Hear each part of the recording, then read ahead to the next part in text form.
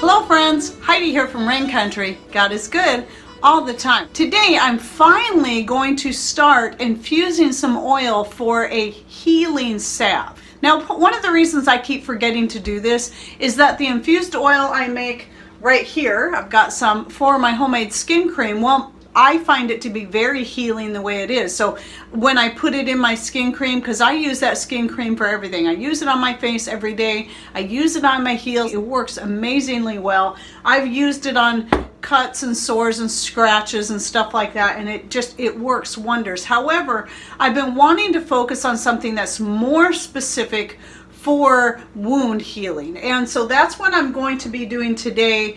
And you can use any one or all of these herbs or any combination you prefer to do. And if you're interested in this particular oil right here, I'll go ahead and give you the link up here and in the description box down below so you can see how I make this particular oil. So again, either one is healing. You can use all of the ones I used in here with the ones I used here. You can use any combination of all of these herbs that you prefer.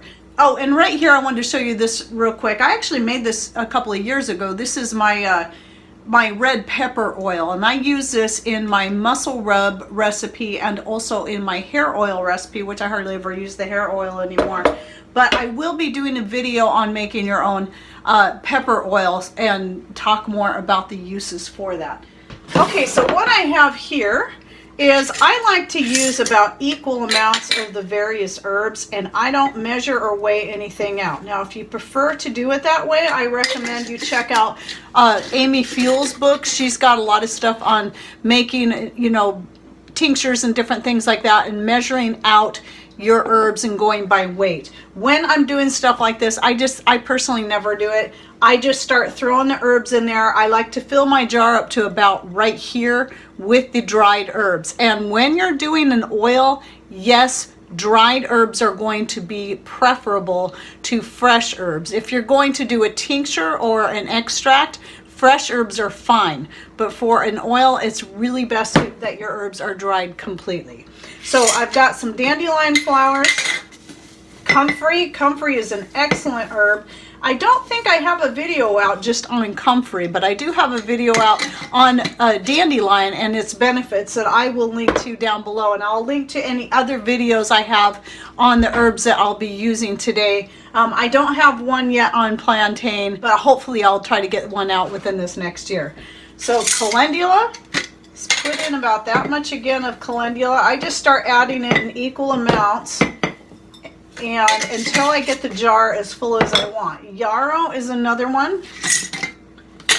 Okay, and I do have a video on the yarrow. Really excellent for healing. Comfrey and yarrow and plantain and calendula are my top favorite herbs for healing of any kind of skin issues. Plantain is if you don't know what this is, look it up. You probably have it growing on your property somewhere. It comes in two forms. It comes in a broadleaf form, which is mostly what we have around here. But there's also the narrow kind of a sword leaf one, and we have those too. But they both have similar properties, and so either one of them will work really good. Now, one year, this actually has happened twice to me now, where I got stung by a wasp, and I simply grabbed some plantain, just a fresh plantain leaf, chewed it up because it was out in the garden, so plantain is right there, grabbed it, chewed it up, stuck it right on the sting, and within 2 minutes tops, the sting was not only, the pain was not only gone, but the sting was gone. There was no mark left. Find out what that is, look it up, and it's so you might be, if you're one of those that likes to use Roundup, which I don't recommend, especially if you're into gardening, you may not have it, but if you're all natural and you try to just let your things grow the way they're supposed to be, you most likely have plantain growing. It grows easily, just like dandelion grows for most people. Okay, so that's pretty close to how full I want it. I'm going to go ahead and add another pinch or two of each of these herbs to get that a little more full, because I want this to be extra strong. So some more comfrey And comfrey, I like to grow it around the base of my fruit trees because it's really good for them. Comfrey is an excellent plant that grows like crazy, but it makes a good compost. It's good for a lot of things. But it can take over. It gets huge. Okay, so a pinch of each of those on there. And we'll go ahead and clean up this counter and get that in there too. Okay, so now that I've got all that in my jar, I'm just going to start pouring my oil in there. So whatever oil you choose to use, I always go with an avocado oil. The reason I like avocado oil is, for one, it's easy for me to get. I can get this at Costco for the best price, and it's got the highest heat tolerant, which also means it's going to be shelf stable for a lot longer time. And since I like to let my oils infuse in my living room, in the warmest part of my living room, close to my wood stove, then I like to go with an oil that can handle heat. I try to avoid olive oil, but you can use that. You just may want to not infuse it in a really warm place. You might want to keep it in a cooler place, especially if you're using an extra virgin olive oil. The more virgin an oil is, the less processed it is, the less heat it can handle. So I always just take the spout off, because whenever I'm using the oil, I'm always just pouring it. Grapeseed oil is another really good one to use. And so I recommend the grapeseed oil. My two favorites for infusing would be grapeseed and avocado oil, and both are really good for the skin. Now you might be able to use a fractionated, I think it's the fractionated coconut oil that doesn't solidify the way typical coconut oil does. Where we are, it's best, even if I keep it, unless I keep it right next to the wood stove, because it's so chilly here, the coconut oil is rarely in a liquid form, and you know, when it's like that. So that's why I don't use it for infusing, but it is an excellent choice because coconut oils has so many great properties to it. So anyway, I'm just taking this chopstick and kind of stirring down that in there so you can see what happened. I had that filled to the top, but it looked like, but it was still soaking down into those herbs and filling in all the gaps. So now I got to top it off some more. Typically it takes a whole bottle to fill up a quart jar of oil. And that's fine. And I always lay the bottle on its side so I can try to get as much out of it as I can once I get it down to the bottom. But yes, the avocado oil is the same oil I use to make my skin cream oil or any other type of infused oil. I want to make sure it's going to have a good long shelf life and be able to handle being in there close to the heat of the wood stove. Now, one time years ago, I tried making an infused oil with olive oil and thought I would be smart, not realizing, not thinking about how olive oil goes rancid at a certain temperature, and it was a virgin olive oil, and I stuck it in my greenhouse because I thought, well, that'd be a nice warm place where it's not going to get too hot. Well, it did actually cause the olive oil to go rancid, and I could tell as soon as I opened it up, it had that rancid oil smell, and you know it when you smell it. So you see, I shook that up, and now I'm going to look, and I'll go ahead and add just a little bit more. Okay, now I'm going to put that lid on there again, shake it up some more. And now I'm going to put the date on here because this is going to be really important. So right now we're in October, so it's 10/7. I know you're going to see this a lot later, but today is actually October 7th, and 2019.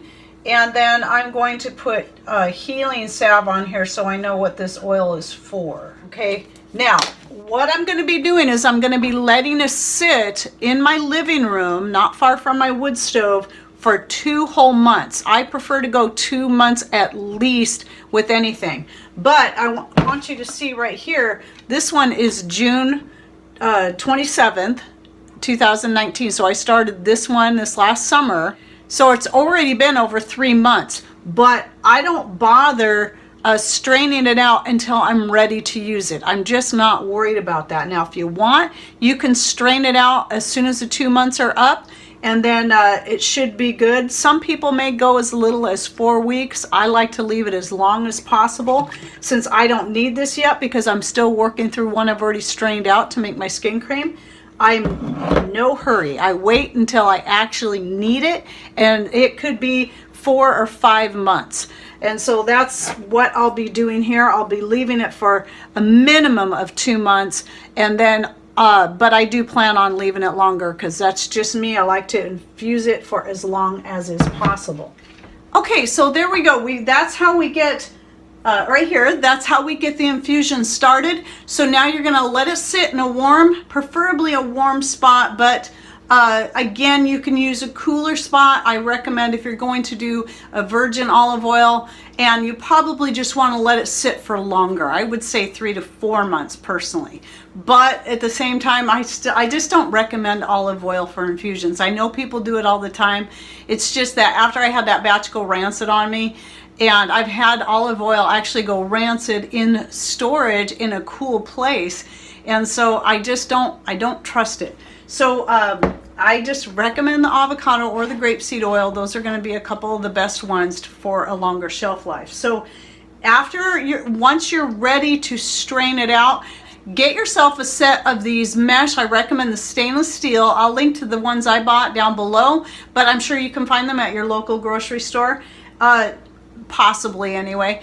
And I recommend these. I have a set of 3. So this is the medium size one. I like to put it over my 4-cup glass measuring cup. Then I just pour the oil through there and then let this catch all the herbs. Now what you decide to do with your expended herbs is totally up to you, but keep in mind most of all the goodness from those herbs is already infused into the oil, so there's really not a lot left in the herbs.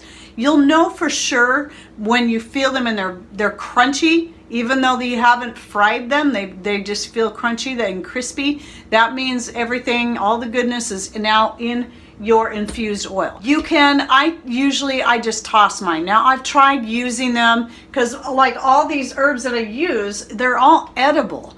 And I have tried using some in stir fries and stuff because there's already a little bit of oil in there.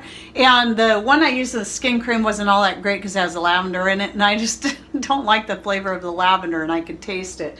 But I would guess this healing salve one would probably taste pretty good. Now, some people may have concern about the comfrey because that, there's lots of debate on comfrey, and I've heard both sides of it, but I know a lot of people that use it make tea out of it, and it hasn't killed them yet, so I wouldn't worry about that. But still, for me, I just throw it in the fire and let it burn up because I don't want to compost it because of all the oil in it. So I just throw it in the fire. It makes good tinder, that's for sure, because it's definitely flammable. And then how you're going to want to use your oil, you can either use it directly as is, but I recommend making a salve out of it. So using my skin cream recipe or a basic idea like that is going to be recommended. At least, some form of beeswax, and then whatever kind of butter, like a cocoa butter, or I prefer using shea butter. It's got a longer shelf life than mango butter, but mango butter is another option too. And you can mix all these together. Go ahead and check out my skin cream recipe so you can kind of see the ratios I use to get the right kind of texture that I want for it. And I'll also link to that down below. And so that's just one way you can do it. Be sure to research your different butters and different things like that. Consider any allergies you have or any of your family might have when you go to use any of these herbs. You might want to check if you know that somebody has allergies to anything. Check each one out individually and find out. And that goes for the oils, that goes for the butters, and that even goes for the beeswax. Some people who have allergies to bees can't even handle beeswax. So these are things to consider. All right, so there we go. I've got my infused oil started for my healing salve to come down the road, and you might want to get yours started now too. Hope you enjoyed this video. Thanks for watching. Take care, and God bless.